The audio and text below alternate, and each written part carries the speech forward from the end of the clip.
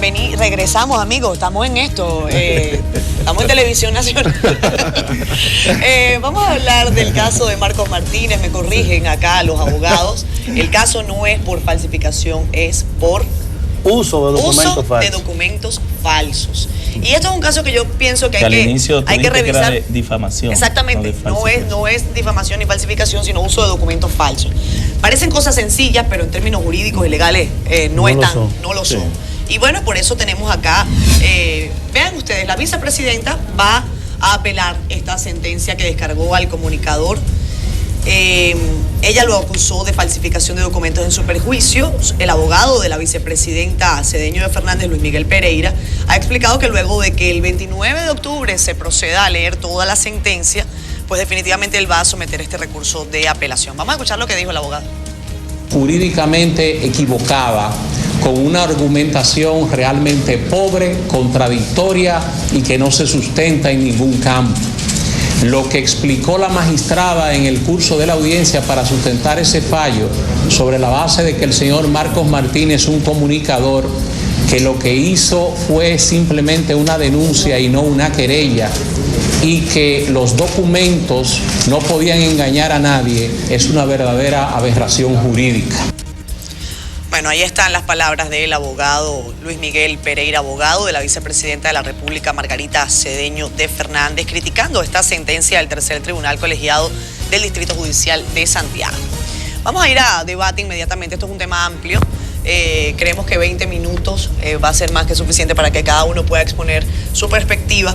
Considerar si en su posición fue correcta o no esta sentencia que favoreció de momento a Marcos Martínez, periodista. Bien, yo creo que lo fundamental a partir del juicio de valor que viene junto con la pregunta es que podamos irnos al caso.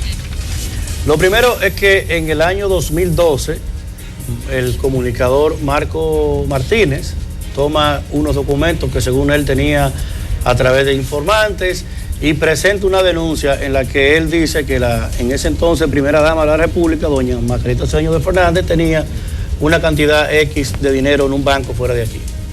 Se hace todo un circo en ese momento y luego se produce ya el sometimiento.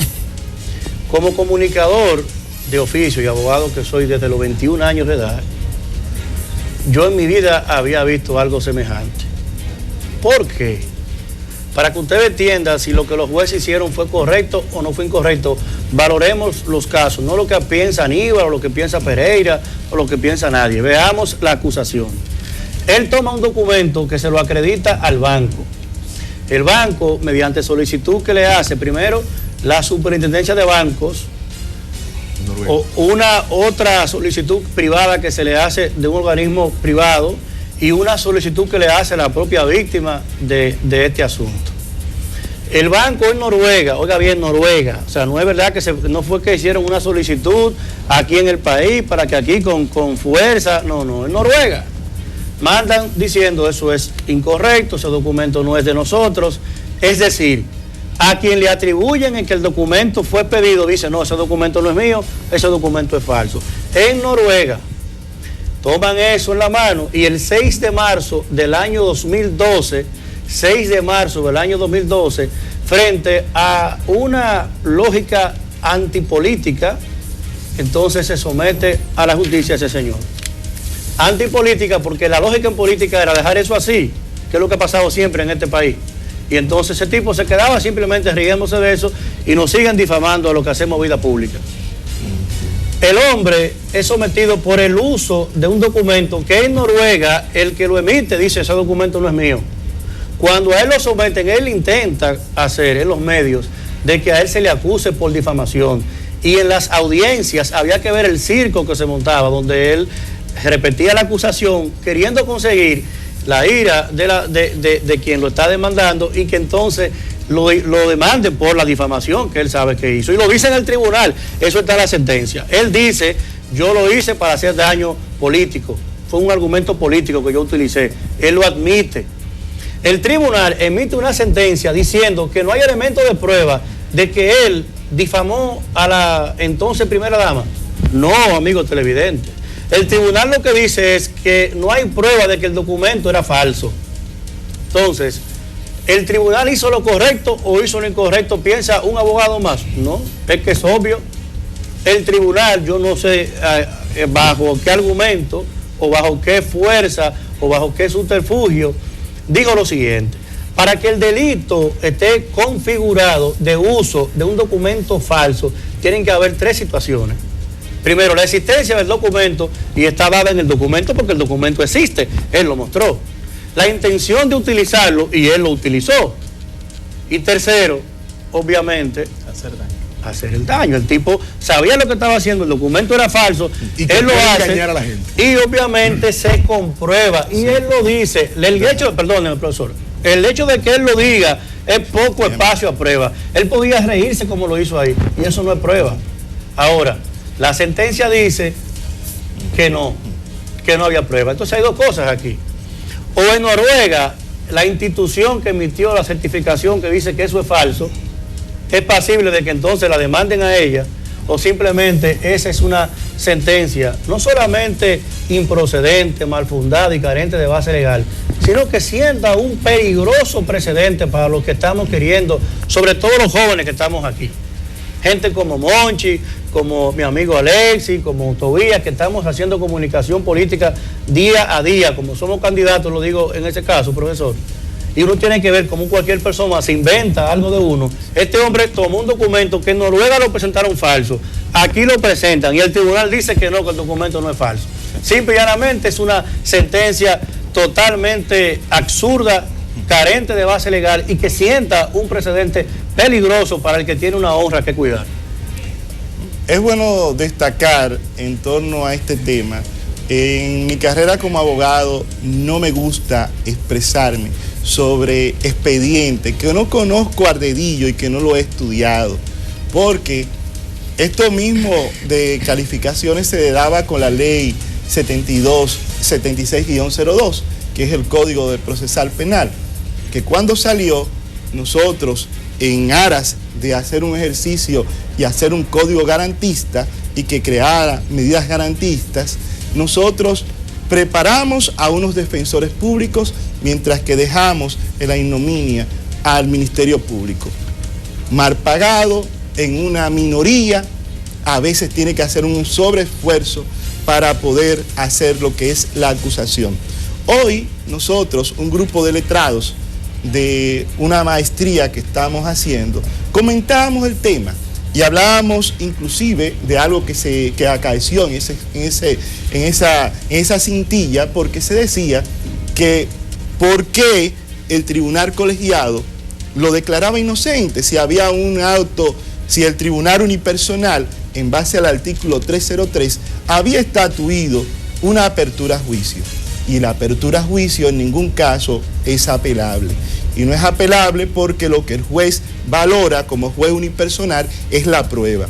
Después esa prueba van y se ventilan ante un tribunal colegiado que fue el que falló a favor del comunicador. No hay un procedimiento, el no bis o el Jeopardy en Estados Unidos, que establece el doble grado de jurisdicción. Este es un tema que vas a tener que seguir caminando y fluctuando en la cintilla judicial y jurídica de nuestro país. Ya una instancia falló, no quiero hacer a juicio a priori porque no tengo los elementos.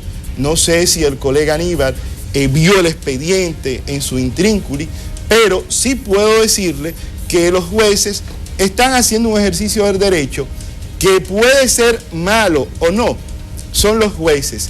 Y creo que lo que están haciendo es administración de justicia y la hacen en base a lo que el Ministerio Público y a lo que las partes aportan. Quizás, sin lugar a duda, quizás en la segunda etapa puedan las partes quizás evidenciar y aportar cosas que no pudieron aportar en primera instancia.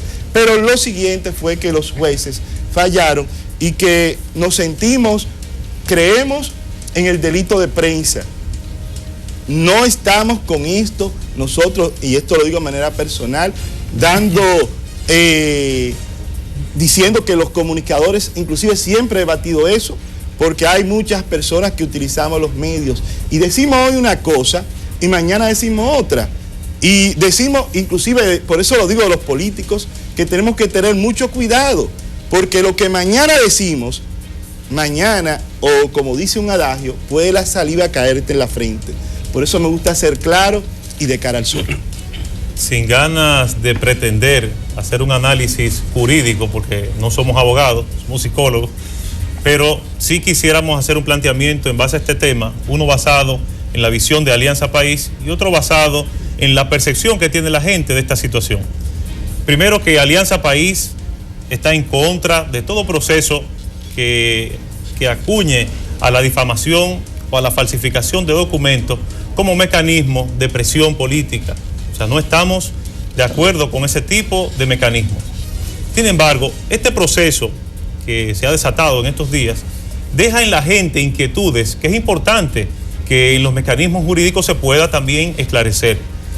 La gente tiene la duda, ¿existió o no existió una cuenta multimillonaria en euros en Dinamarca? Creo que era que señalaban, porque al haber ahora una sentencia que explica del no al lugar, vamos a decir, o descarga a esta persona, sí, pues entonces la gente tiene la duda de si existió o no.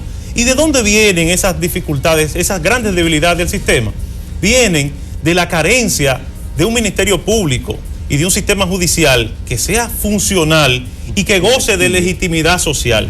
Esto lo decimos porque también es cierto que en otros momentos han existido denuncias y querellas, incluso penales, con informaciones muy precisas y con pruebas contundentes que el Ministerio Público ha rechazado investigar.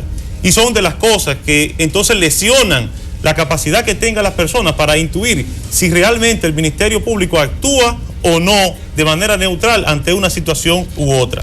En este caso particular, entendemos que lo primero que debió hacer el Ministerio Público cuando ese periodista hizo esa denuncia era abrir inmediatamente una investigación, y que si ese Ministerio Público gozara de la legitimidad, la sociedad entendería la información de si existió o no existió esa cuenta, porque a pesar de todo es importante señalar que esta persona que hoy es vicepresidente y que fue en ese tiempo la primera dama, manejó recursos públicos. Y todo ciudadano que asume una posición pública y que es denunciada ante una situación irregular, lo primero que debe hacer es ponerse al servicio de que sea investigada, y en eso ayudaría muchísimo a aclarar ante la gente las situaciones que se están dando.